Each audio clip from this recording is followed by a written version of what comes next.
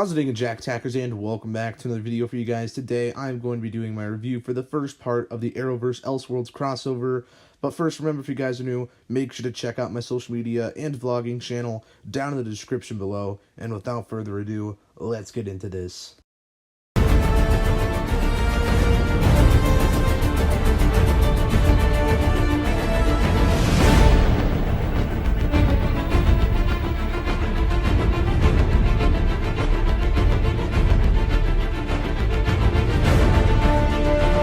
Overall, I really enjoyed the episode. It was pretty great just to see all these characters again. Even though the legends weren't in it, I didn't really miss their absence. I thought it was fine without them, to be honest, because there were so many characters in this. Plus, we got to see Superman as well, which I really enjoyed him this episode, even though, you know, I'm not that big of a Superman fan. But it was just cool to see him and for them to be on Kent Farm. I know they played the Smallville theme, so that was kind of cheesy, to be honest. I haven't seen Smallville, but I know that's the song they play in the intro, so yeah, it was kind of cool to see them on Kent Farm. We got to see a little bit of Lois Lane. I don't know if we'll see any more of her this crossover, or if that was just kind of like a bit of a cameo, because she wasn't really in this episode for that long. But I mean, hey, it's whatever. She was in it, so that's pretty cool. And just to see this situation that Oliver and Barry are going through, it's pretty crazy. It's kind of like, as they say in this episode, Freaky Friday, but not really, since, you know, they haven't like entirely switched bodies. But it was kind of weird to see their ideologies. And one thing I didn't really like about this episode is that they kind of made Oliver seem like a fucking like villain or some shit.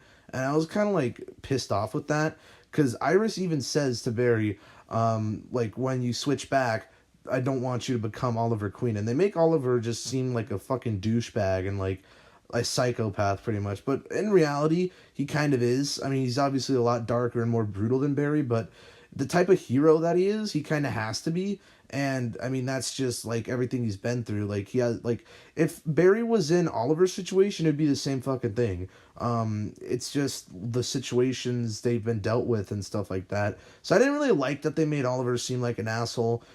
It made Oliver seem very unlikable, but I mean, hey, this was the Flash episode for the crossover, so maybe they wanted all the spotlight on the Flash. So good thing they didn't make Oliver seem like an asshole in the actual Arrow episode, which is tomorrow night. So I'm pretty excited for that, obviously. The other thing I found kind of interesting was Amazo. I speculated on who would actually be the robot in this crossover, and I thought it was either going to be Anti-Monitor. Someone else said Metallo. I think Promo said that, Promo Central, but which would have been cool. But apparently it was Amazo, and I mean, hey, like, I don't really know too much about him. I looked him up online.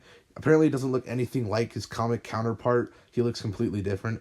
But he was an okay villain, I suppose. And, you know, we didn't really get too much of, not Anti-Monitor, Monitor and Dr. Destiny. I'm sure there'll be a bigger focus, especially in the next episodes to come.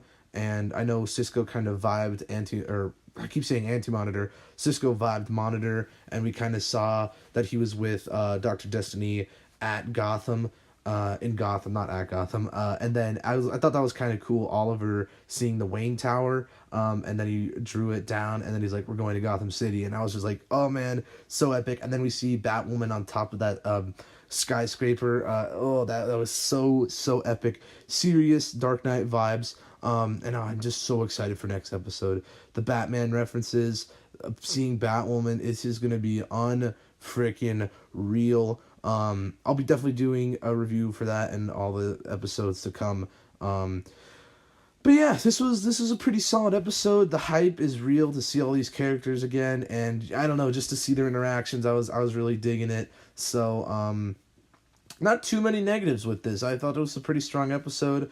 Obviously it was the first part of the first part of the crossover, so I wasn't expecting like too much crazy shit to go down, but yeah, it was pretty good, solid episode that I enjoyed, and I'm looking forward to the rest of this crossover. So I guess let me hear your thoughts on this episode down in the comments below. Did you like the start to the crossover? I definitely did.